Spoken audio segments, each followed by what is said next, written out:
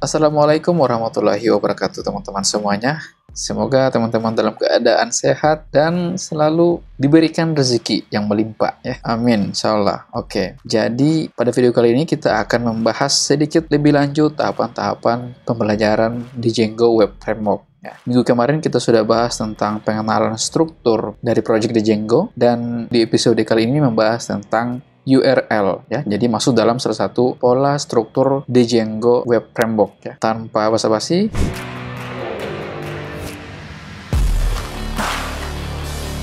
pertama, sudah pasti kita harus siapkan dulu web browser atau aplikasi web browser seperti Google Chrome ya. Di sini saya pakai Google Chrome, bisa juga menggunakan Safari dan lain sebagainya. Kemudian selalu menggunakan terminal ya. Pasti bagi seorang web developer atau software engineer, coding itu menggunakan terminal itu saya rasa kayak gimana gitu. Pokoknya punya gaya tersendiri lah gitu kira-kira. Oke, seperti biasa kita masuk ke dalam folder YouTube ini ya. User, Sumantri, desktop, YouTube, belajar di Django. Kita cek kembali, oke sudah sesuai ya. TLS. Nah, minggu lalu kita sudah pernah buat project ya, jadi kita tinggal melanjutkan aja.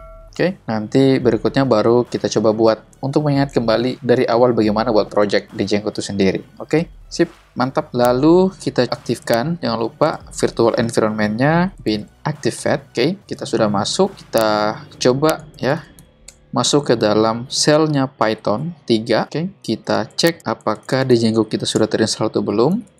Print Django get version.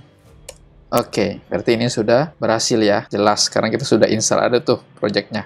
Kita exit dulu. Oke, kalau sudah seperti ini, berarti kita tinggal masuk ke dalam project Django-nya. Oke, ingat, dan kita langsung menggunakan Visual Studio Code atau text editor yang biasa kita pakai. Oke, jangan lupa. Nah, di sini sudah masuk. Coba lihat, ini adalah folder terdalamnya dari project kita. Oke, yang sekarang kita bahas. Oh, bentar dulu ya. Langkah awal kita harus mengaktifkan dulu servernya. Jangan lupa Python -py run server. Oke, ini sudah jalan. Saya copy link yang ada di sini, kemudian paste di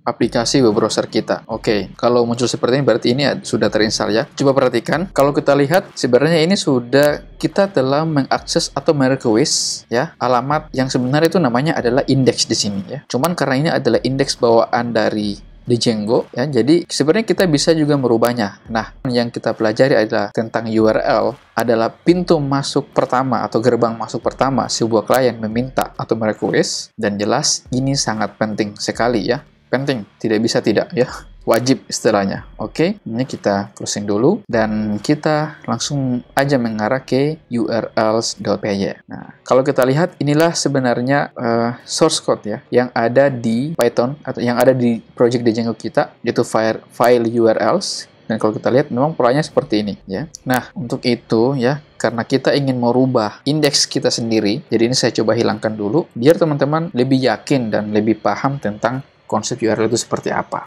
Oke, kalau kita lihat di sini sebenarnya ada indeks ya, dan kita coba merubahnya. Nah, bagusnya di Django itu mereka sudah siapkan library ya, yang siap pakai. Jadi sudah ada memang kelas-kelas siap pakai yang tinggal kita panggil, oke, dan menggunakannya. Oke, salah satunya adalah ini ya, from Django HTTP. Kemudian kita impor HTTP. Jadi HTTP itu punya banyak kelas. Kita lihat di sini ada banyak sekali kelas yang disediakan oleh Django yang siap kita pakai. Oke. Nah, karena kita coba buat URL dan URL itu adalah hasil request dari klien, tentu kita menggunakan HTTP response di sini. Jadi ketika kalian merequest ya, kita buat URL untuk meresponnya ya, atau kontrol untuk meresponnya gitu. Nah, kalau sudah seperti ini belum bisa dipakai ya. Dan kita harus buat function ya, di mana function ini fungsinya untuk mendeklarasikan bahwa dia adalah sebuah indeks. Oke, kita namakan ya def index aja namanya ya. Kemudian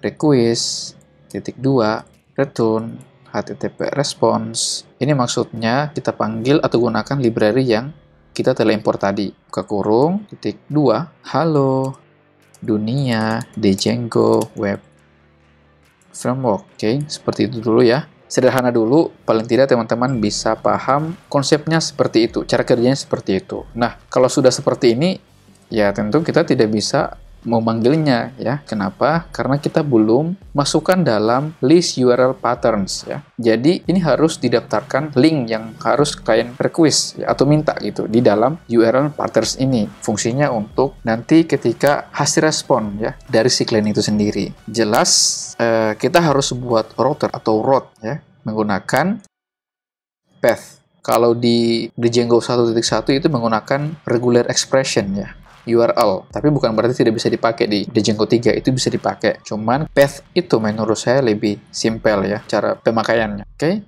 Dan kita masukkan dalam kita apa istilahnya ya? Panggil ya function yang ada di sini. Oke? Yaitu namanya function index. Kita jangan lupa pakai koma. Nah, kalau kita enter, maka secara otomatis ini akan muncul halo dunia di Django Web. Oke, berarti halaman indeks manual yang kita buat sudah berhasil ya. Jadi itu adalah cara membuat URL di Django. Misalkan biasanya halaman indeks ya, ada titik, ada slash, kemudian blog di sini, kemudian ada berita, kemudian ada artikel dan lain sebagainya. Ini masuk dalam pola URL. Oke, nah itu bisa kita buat di sini ya. Tentu kita harus buat function baru, namanya adalah blog, katakanlah seperti itu. Kemudian kita request, ya, value request yang direquest oleh si klien. Kemudian return HTTP response. Kemudian kita masukkan di sini, ini adalah halaman blog. Oke, sama kalau kita langsung panggil di sini blog, itu akan error. Kenapa? Karena belum digunakan dalam URL patterns-nya itu tadi. Nih, sini kita belum registrasi dia. Nah, untuk bisa diakses tentu kita harus deklarasikan di sini ya.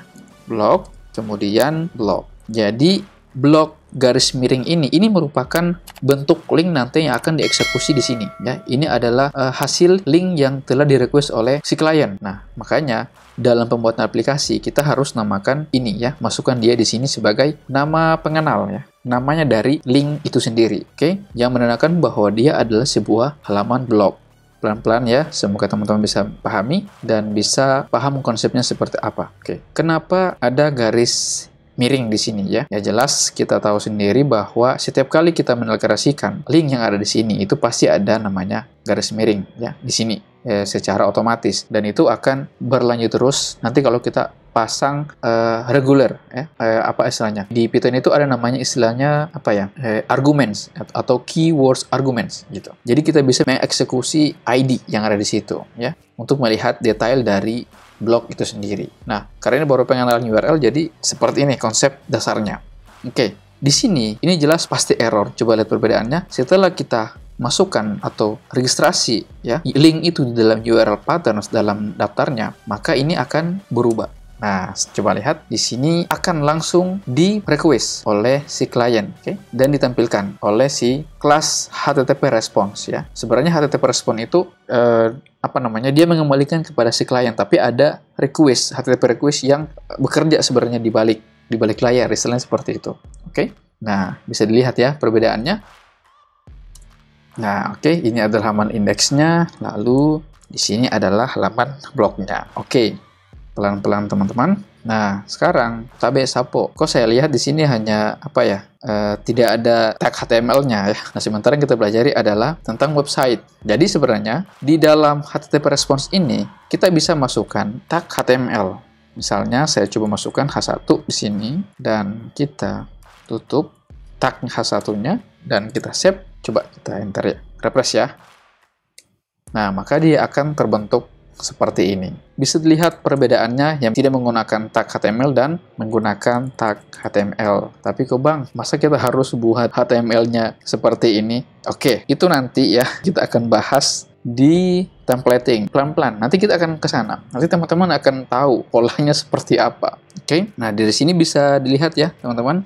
Oke, sebenarnya ini betul-betul tidak disarankan oleh Django ya. Makanya ini seharusnya kita buat ya function ini ya di dalam file baru yang namanya adalah views.py PY. Oke, nanti kita akan masukkan di sini. Tapi sebelumnya teman-teman, ini akan kita bahas di episode berikutnya. Oke, jangan lupa dikepoin ya, supaya tidak ketinggalan video tutorialnya dan teman-teman bisa tahu konsep dasarnya Django itu seperti apa. Ketika ditahu, nanti akan mudah dalam pembuatan aplikasi website menggunakan Django. Mantap. Oke, mantap ya teman-teman ya. Saya kira cukup sampai di sini untuk pengenalan URL. Semoga teman-teman bisa paham dan mengikuti dasar dari penggunaan Django ya, Django Web Framework, dan bisa teman-teman pelan-pelan tapi pasti ya, jangan terburu-buru, jangan mau yang ekspres. Belajar aja dulu pelan-pelan sambil mempelajari konsep dasarnya. Intinya adalah konsep dasar, fundamentalnya harus dikuatkan. Ketika menghadapi yang lebih sulit lagi, kita sudah bisa menyelesaikan masalah itu asal fondasinya kuat. Asik. Oke, teman-teman, tentu saja sekali lagi saya minta jangan lupa like, subscribe, dan share ya jika perlu ya, dan perlu memang untuk di-subscribe ya, agar bisa membuat saya lebih semangat lagi membuat video tutorial ya. Dan see you next video. Bye.